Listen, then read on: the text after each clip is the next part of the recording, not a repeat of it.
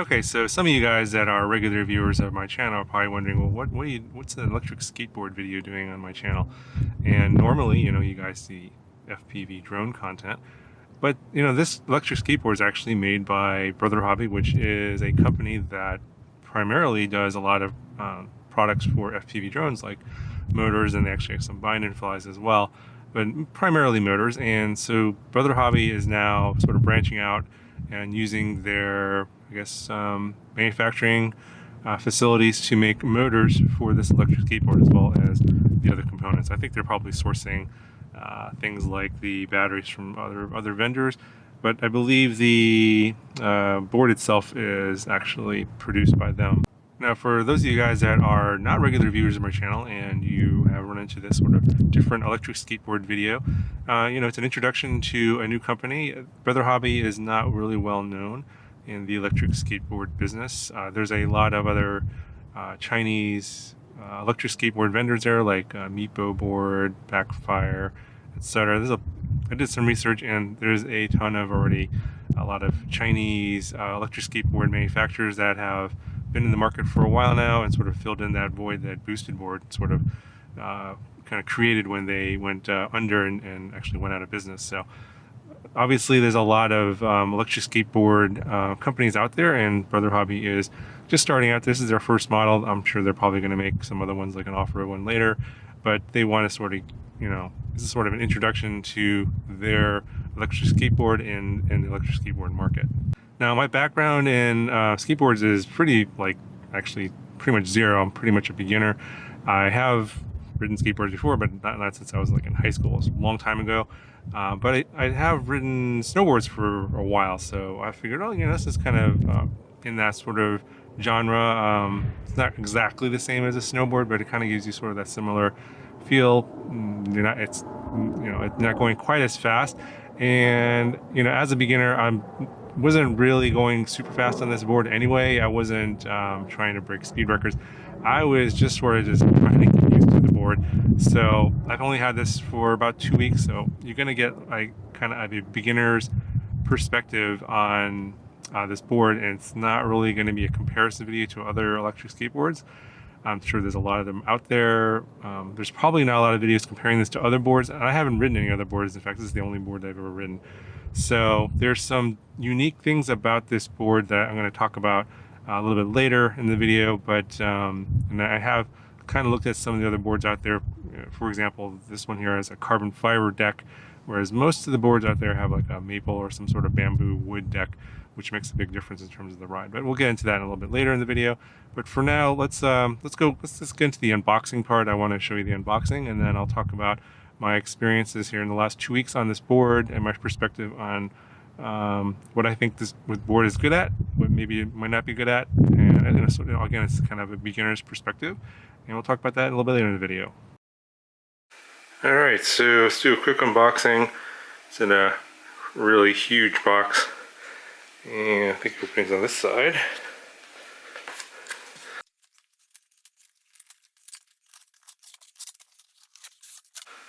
Alright, so we got it looks like a extra grip tape.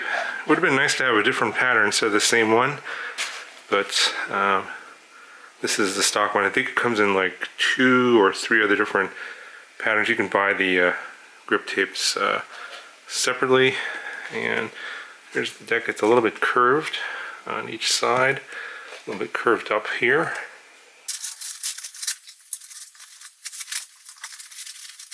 Alright, so that was really stuck in there pretty good. Look at that here in a second. And the wheels were holding it in.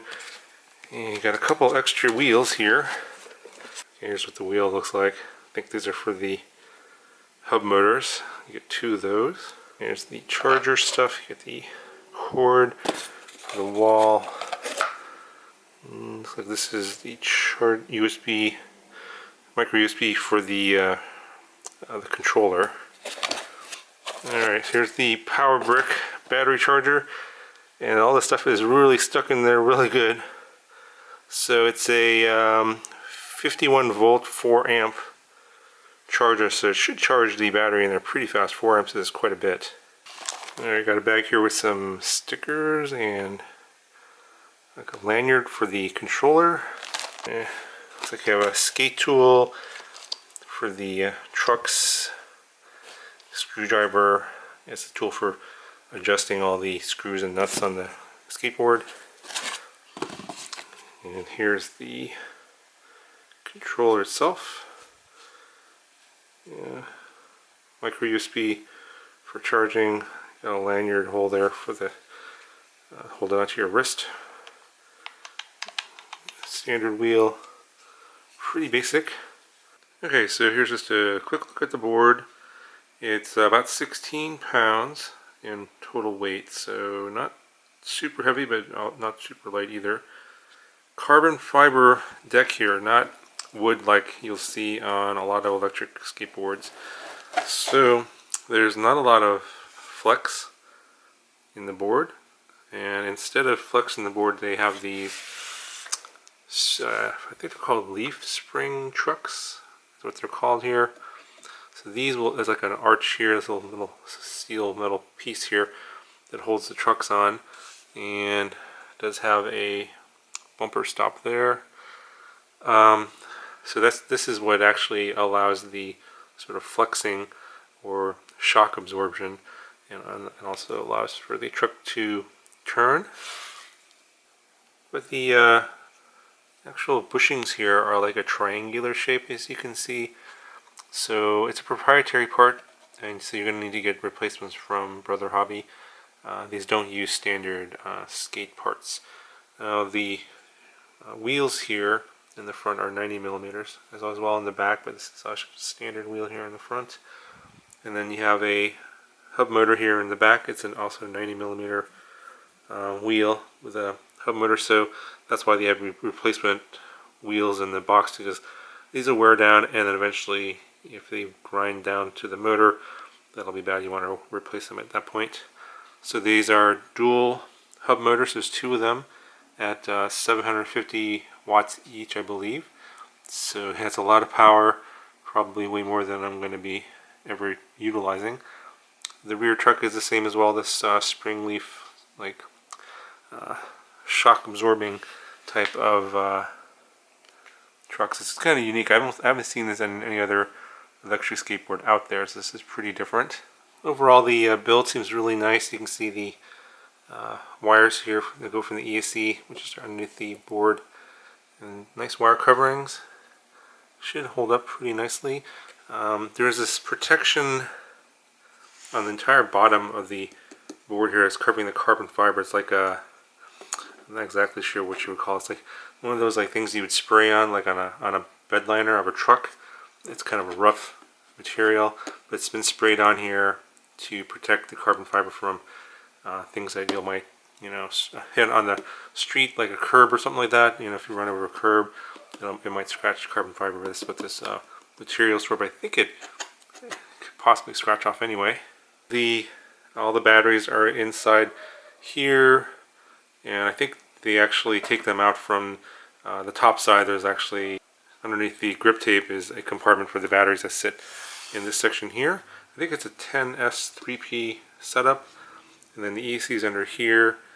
You have your port here for the charger. It's one of those 2 pins. I'm not sure if any other third charger will work with that, so you probably don't want to lose that. Then to power on the board, you just press the power button here. A couple beeps turns it on. Alright, so just a quick demo of how the remote works.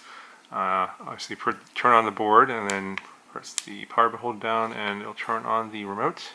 So you can see here on the display you have the battery level for the remote, battery level for the board. You have units here in kilometers per hour, which you can switch to miles if you want to go to imperial for metric. I'll show you that here in a second. Shows you the odometer, so I've been kind of playing around with this. It says 2 kilometers on it already, but I don't think I've been playing around with that much. It might have been already written on the factory. Shows you here in the lower left the mode you're in. So you're in forward mode here. You can switch that to reverse mode by double pressing the power button like this. The remote will vibrate, and then you see it says BW, which is backward mode. So you can see here, if you want to accelerate, you just push the jog wheel forward. You see it moving. This is backwards mode. If you go back to forward mode, it vibrates and it's an FW for forward mode. It's going the other way. Right here you can see where it says L low, that's the low mode. If you press the multifunction button here, that's mid mode, MI, high mode, and you have pro mode. So these are the 4 different modes for basically controlling your speed, the max speed. And so if you're a beginner like me, probably want to keep it on low. And then the B stands for braking, and there's also 4 levels for braking. To adjust the braking, you have to pull back on here, which actually activates the brake, and then press the multifunction button, so pull back. So braking high, pro, low, mid. So obviously the higher the level, the harder it'll brake. So if you're going fast and you brake really hard, of course you might get thrown off the board, so be careful of that. And then here on the right is the wireless connection, shows you how strong it is to the board. Obviously if you lose that connection, you won't have control of the board. So if you actually hit the accelerator, the speed will go up, but it's not going to be very accurate because it's not on the ground. So let me just you see there, I just kind of keep it at a certain level here. It says 5 kilometers per hour.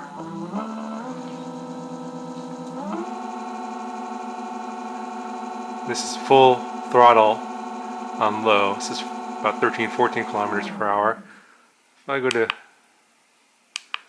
let's go to the mid. So now it's saying like 24 kilometers per hour. I'm not sure if that's really accurate because again it's not on the ground, so just keep that in mind. Now if you want to change the units here, you have to go into a secret menu. So turn off the power by long pressing the power button. To get into the secret menu, you press and hold the power and the multifunction button together. Then you get this menu. It says units. Just push the thumb wheel up. It'll switch from miles per hour to kilometers per hour. And this wheel speed here, it says it's 64. That should be the size of the wheel, so that might be miscalibrated. So I'll have to look into that. It should be 90 if I'm not mistaken from the documentation I was sent. But I'm going to leave this on, switch this to miles per hour. And then to save it, you just press the power button. I'll turn off the remote. And now you can see we're in miles per hour. So let me switch this back to low. Let's see what it is in miles per hour on full throttle. 8 miles per hour. So I'm probably going to keep it on low, I think, for the beginning of this video. So there's really like 2 things that make the Land SnaiL a unique board compared to some of the other electric skateboards out there. For one, it has a carbon fiber deck, which makes the board very stiff.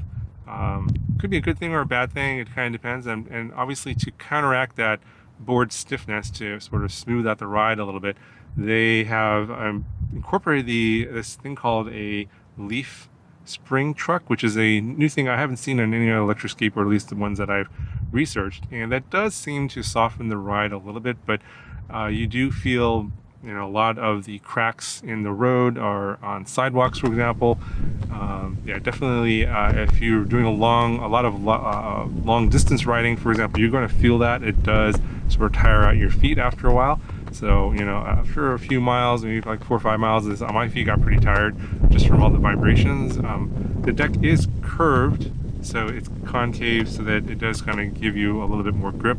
And I've never, in terms of slipping off the board, the grip tape worked pretty well. Of course, when you're stopping really fast, or if you hit a crack and it's a big crack, it'll kind of throw you off the board. And so obviously I have trying not to go too fast, because if you go too fast and the board suddenly stops, you're just going to get tossed forward, which is a little bit dangerous. And of course, safety first. I wore a helmet, and all the protective gear that I needed, because I really don't want to get hurt. And I actually didn't exceed my limitations. And that's kind of the thing that I would recommend for someone who's just starting out as a beginner. Don't push your limitations and end up going too fast and end up hurting yourself. So now, this being basically a hub motor system, not belt driven, basically the wheel covers are very thin, as typical on most skateboards that have hub motors. So again, that does tend to transmit more of the vibrations versus belt driven motors that have wheels that have thicker coverings, and that is a downside. Now, another thing is the motors on this are really huge. They're 750 watt motors each, so there's 2 of them, so you have 1500 watts of power total. So again, the motors are big, so then the wheel coverings are actually kind of thin compared to some of the other boards out there. You know, the cheaper boards, they tend to have smaller motors. I think the Miko board has like a 540 watt motor, and I think the one from Litecoin board has a 480 watt motor. So those motors tend to be smaller, so they have thicker coverings, so that they tend to absorb some more of the vibrations. And on top of that, the boards are, you know, wood or some sort of maple or bamboo, so they flex a lot more. So that flex does also absorb a lot more of the vibrations. So that's sort of the difference between this one and those other boards out there. Now, the fact that the board is carbon fiber, the whole thing is carbon fiber, and it has a protective covering that gives it a little bit of waterproofing. So the board is IP55 waterproof rated. It does mean that it's going to be good for it's basically going through like puddles, that kind of thing, getting splashed. It'll be fine for that, but you don't want to throw this into a lake. If you do, the water will get into the system and probably destroy the ESC or the batteries. So you don't want to submerge the board, but it's okay for splashes. The other fact that the board makes it really thin, obviously it's carbon fiber and all, is that because it's carbon fiber and it's really thin like this, the batteries are laid out in basically in the middle, and so instead of like compared to some other boards where the batteries are all in the back and the ECs in the front, or vice versa, you have more basically clearance between the bottom of the board and the wheels, so you can kind of go over things like curbs and that kind of thing without hitting the bottom of the board and maybe damaging the battery box, for example. So this board does seem to have that advantage. So the EC on here is the lying EC. That's like the other EC that's on quite a few boards right now. I think the other major EC is the Hobby Wing EC. I've never tried that one. I've heard that compared to the lying EC, the Hobby Wing has a little bit different sort of acceleration and braking profile. I think this one has been customized by BrotherHobby. Now, of course, I don't have any frame of reference for comparison. I've never ridden a board with a Hobby Wing ESC. This one does have very strong acceleration and strong braking. So I mostly rode in the low or the mid range. Actually, mostly rode in the middle gear, I guess, or the middle power settings. So there's actually 4 settings. There's low, medium, high, and pro, and I pretty much just stayed in the medium gear for the forward motion, and then for the braking there's also 4 as well: low, medium, high, and pro, and I stayed in the medium setting for braking as well.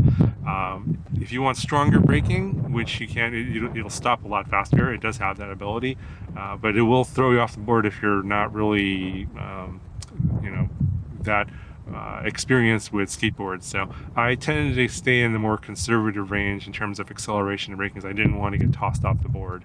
Given the fact that I didn't really go that fast, I think I probably squeezed out the maximum range on this particular setup here. They advertise a 30-kilometer range, but I think that's probably under the most ideal conditions. I'm definitely not in the weight category for the most ideal conditions. I'm on the heavier side, closer to 200 pounds. And so the heavier you are, the less range you're going to get. And also it depends on the terrain you're actually riding on. So if you're on a very hilly terrain and going up and down a lot, that's going to wear your battery more. So the battery in here is a 222 watt hour rated battery. I'd say it's probably in the middle range of a lot of the skateboards that are out there in this price range. It's probably going to give you something closer to like 20 kilometers. That's what I got.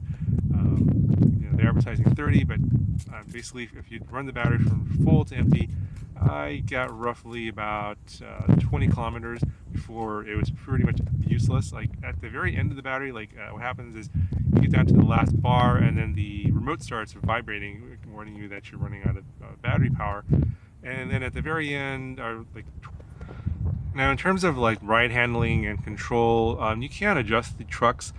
These are like these triangular polyurethane trucks that are not pretty common. I think that's the case for a lot of the parts on the SnaiL. They're not common parts. You have to get the parts from BrotherHobby to replace them if they wear out. But the trucks are adjustable. There's a skate tool included in the package, and I found that the steering was fine. As you get faster, you're probably going to want to tighten up the rear truck because otherwise it does feel a little bit unstable when you're going, let's say, closer to 20 miles an hour. And if you're going to be doing a lot of carving and turning, you're going to probably want to loosen up the front truck a little bit.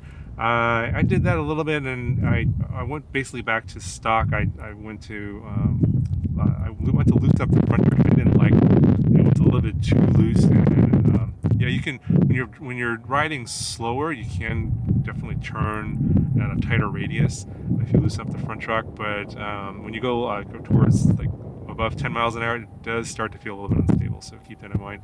It just kind of depends on where you're riding and how fast you're riding and what your style of riding is.